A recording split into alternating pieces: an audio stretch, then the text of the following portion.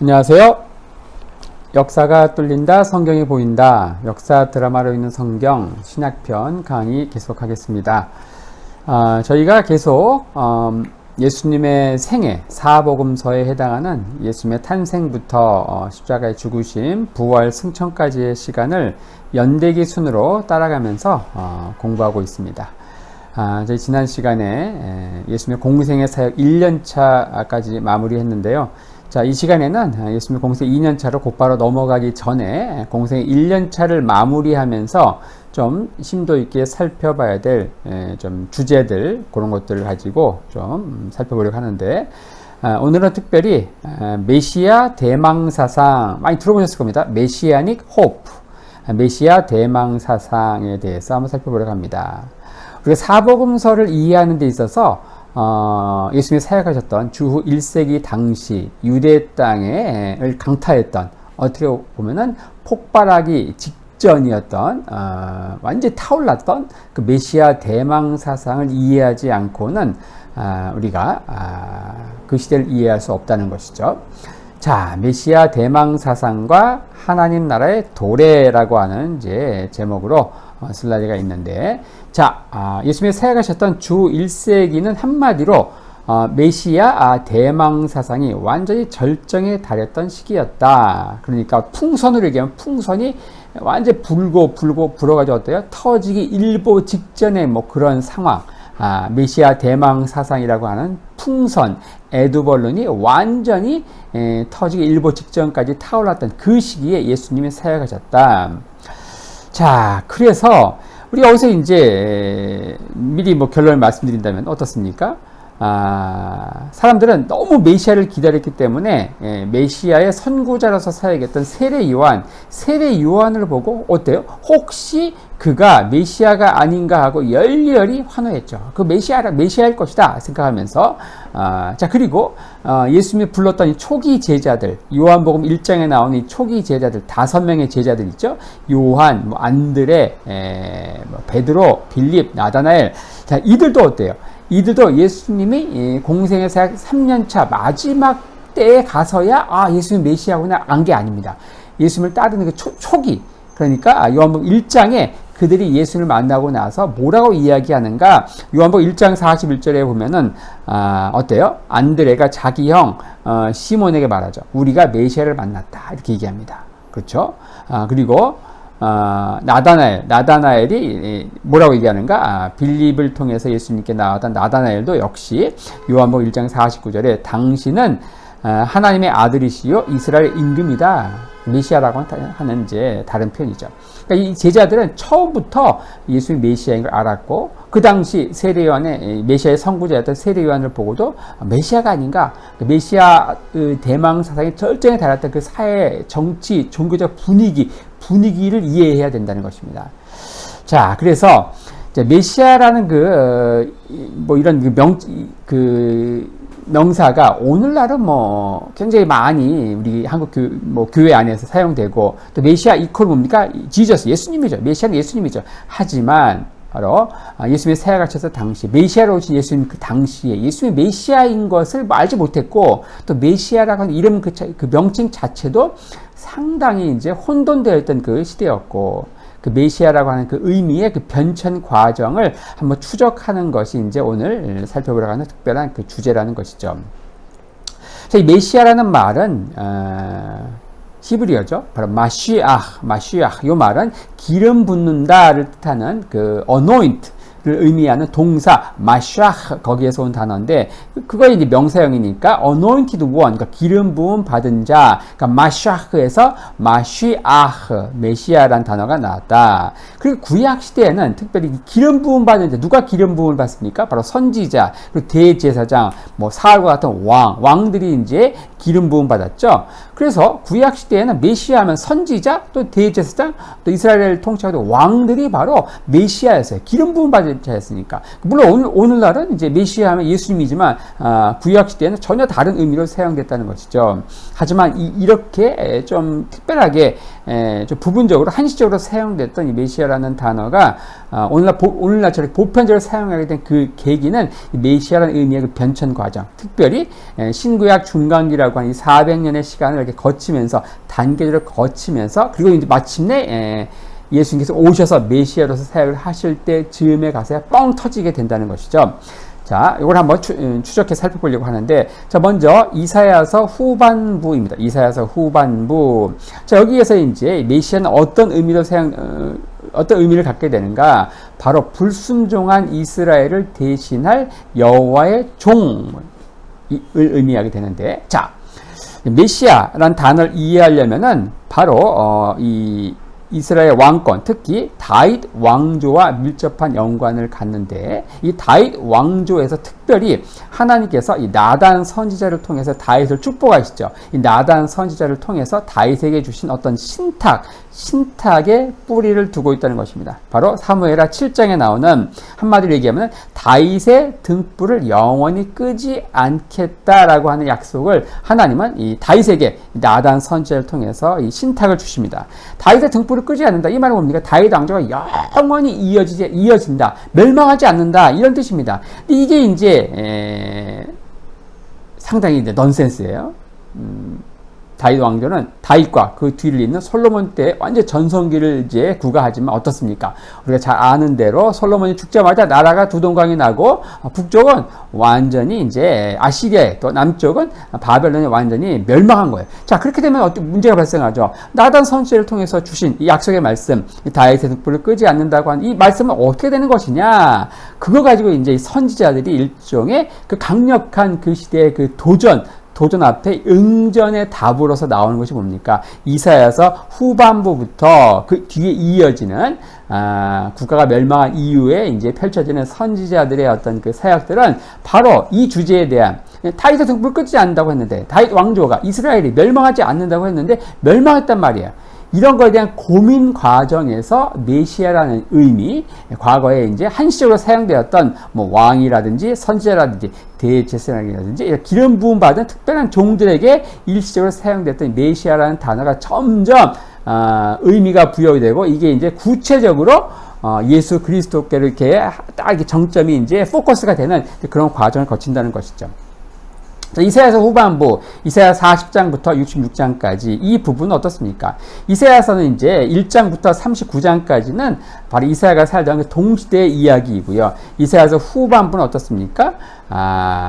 먼 훗날 말일에 하나님 여호와의 종이 오셔서 이루어질 그 회복될 그 이스라엘에 대한 이야기를 이제 다루고 있지 않습니까? 바로 자, 그 부분에서 어떻습니까?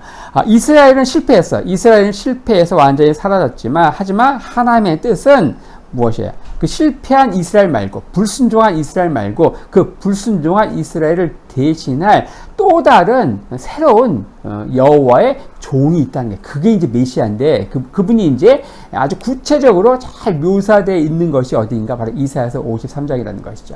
이 종은 바로 이스라엘이 하나님께 택함 받은 제사장 백성이고 여호와의 종이지만, 이들은 철저히 불순종함으로써 실패했지만 이들을 대신할 그 여호와의 종, 여기는 이스라엘인 듯 아닌, 바로 이스라엘 사람으로 오시지만은 어떤 큰 민족이 아닌 어떤 한 사람, 바로 순종하는 그 한 사람, 바로 멸시와 모욕을 감수하고 심지어 불공정한 재판으로 인해 죽음까지도 감수하는 그 한 사람, 바로 이사야서 53장에 나오는, 거기서 이제 아주 이제 클라이막스로 이렇게 나타나는 의미, 바로 그것이 이제 바로 이사야서 후반부에서 얘기하는 불순종한 이스라엘을 대신할 여호와의 종, 그걸 잘 표현하는 부분이 바로 이사야 53장이라는 것이죠. 자, 그 다음에 이게 이제 에스겔서와 다니엘서를 거치면서 그 여호와의 종이 바로 메시아다, 이런 의미로 점점 이제 구체가 됩니다. 점점 이제 이게 안개처럼 이제 뿌연 상태에서 점점 안개가 점점 거치면서 점점 예수 그리스도를 향하면서 이제 점점 분명해지는 그런 과정들을 우리가 보게 될 텐데, 자, 에스겔 선지자 같은 경우는 이제 어떻게 이야기하는가? 바로 이 메시아를, 여기 여호와의 종이 바로 어떤 분인가? 바로 다윗보다 더 위대한 왕이라는 거예요. 바로 그 이전에는 다윗이 바로 최고의 왕이고, 다윗을 능가하는 왕이 없었죠. 그 이후의 왕들은 전부 뭐라고 합니까?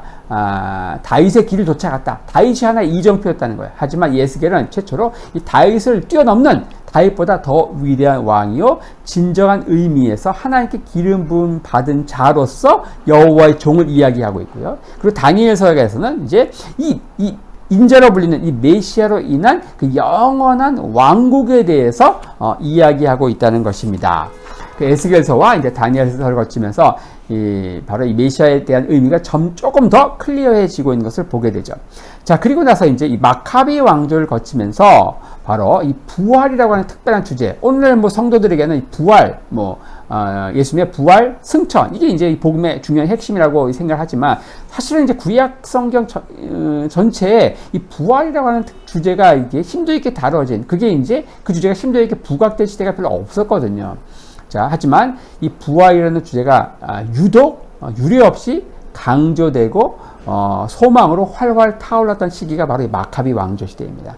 그리고 그런 가운데 이제 곧 이말 이 메시아 왕국의 여명기로서 이 마카비 왕조가 의미를 갖는데, 자, 우리가 잘 아는 대로 마카비 왕조는 바로 이 안티오코스 4세라고 하는 적그리스도의 그림자로 불리는 왕이 있죠. 바로 셀루코스 왕조의 정말 악명 높은 왕. 자, 이 사람이 이제 유대교에 대한 말살 정책을 일사천리로 발표하면서 정말 하나님의 율법에 열심히 있는 사람들이 어떻게 됩니까? 많은 사람들이 그 율법을 지키다가 이제 죽게 되는 목숨을 잃게 되는 그런 가운데 그 타오르는 메시아적인 소망, 그리고 마카비 독립 왕조의 탄생으로 이어지고, 그리고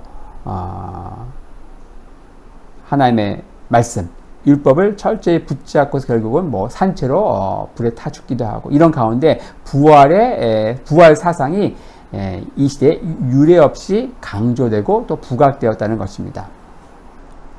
자, 그 뒤를 이어서 이제 등장하는 게 바로 로마 시대라는 거예요. 바로 이 시대가 바로 예수님의 사역하셨던 주 1세기 당시, 이 로마 시대는 한껏 무르익은 이제 이런 지금까지 살펴본 이사야서 후반부, 그리고 에스겔, 다니엘서, 그리고 마카비 시대를 거치면서 이제 한껏 무르익은 메시아 대망 사상이 완전히 터지기 일보 직전, 그 절정에 달했던 시기였다. 자, 당시 절정에 달했던 메시아 대망 사상을 잘 표현해주는 표현들이 복음서 곳곳에 나오는데, 그 대표적인 말이 이제 하나님 나라, 그리고 이스라엘의 위로, 그리고 예루살렘의 구속, 이러한 표현들. 자, 이게 바로 메시아 대망 사상을 달리 표현하는 이제 명사들이라는 것이죠. 누가복음 2장 25절에 예루살렘에 시몬이라 하는 사람이 있으니 이 사람은 의롭고 경건하여 이스라엘의 위로를 기다리는 자라, 이 표현이 있죠. 이스라엘 위로. 자, 그리고 요한복음 3장 3절에 사람이 거듭나지 아니하면 하나님 나라를 볼 수 없다. 여기 나오는 하나님 나라. 그리고 마가복음 15장 43절에 하나님 나라를 기다리는 자, 아리마대 요셉에 대해서 그렇게 얘기하고 있죠. 이러한 표현들, 하나님 나라, 이스라엘 위로, 예루살렘의 구속, 이런 표현들이 바로 절정에 달한 이 메시아 사상에 대한 또 다른 이제 표현이었다는 거예요. 당시 이 절정에 달했던 메시아 대망 사상으로 인해서 당시는 메시아의 그 매자만 들어도 혹시 메시아가 아닌가. 그래서 심지어 이제 이 양들이 가면서 뭐 어떻게 합니까? 매 하고 울잖아요. 그러니까 이제 양들이 매 하고 우는 거, 그걸 보고도 혹시 메시아가 아닌가 할 정도로, 그 정도로.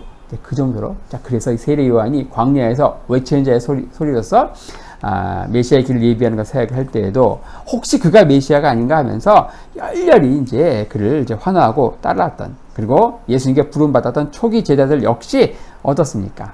바로 그분이 메시아인 것을 바로 알았다는 것이죠. 자, 근데 문제는 뭡니까? 그들이 열심히 간절히 메시아를 기다렸고, 그리고 예수님의 제자들 역시 예수님이 메시아인 것을 알았지만은 어때요? 우리가 이제 이 사복음서 계속 따라가면서 이제 또 심도에게 살펴볼 주제가 무엇인가. 그들은 예수님이 메시아인 걸 알았지만 예수님이 가려고 했던 그 메시아의 길과 그들이 기대했던 메시아의 길은 전혀 달랐다는 거예요. 전혀 이제 만날 수 없는 정말 평행선을 달렸다는 것이죠. 예수님은 어떻습니까? 우리가 잘 아는 대로 종으로서의 메시아, 자기 목숨을 대속물로 내어주는 서번트, 종으로서의 메시아였지만 어떻습니까? 제자들, 또 그 시대에 세례 요한을 비롯한 그 동시대 사람들이 간절히 기대했던 메시아는 어떻습니까? 다윗과 같은 킹, 왕으로서 이방 압제자들을 다 때려 부수고 이스라엘 나라를 회복시킬 다윗과 같은 왕, 그 킹으로서의 메시아를 기다렸다는 것이죠. 자, 이렇게 이제 메시아 대망사에 완전히 타올랐고 예수님이 사역하실 그 당시에는 그리고 예수님이 메시아인 것을 초기 제자들은 잘 알았다는 거. 하지만 그들이 기대했던 그리고 예수님이 가고자 했던 메시아의 길은 전혀 달랐다는 거. 요걸 이제 우리가 잘 기억하면서 예수님 공생애사 1년차 사역을 이제 마무리하면서 우리가 이 주제를 꼭 기억해야 될 것 같습니다.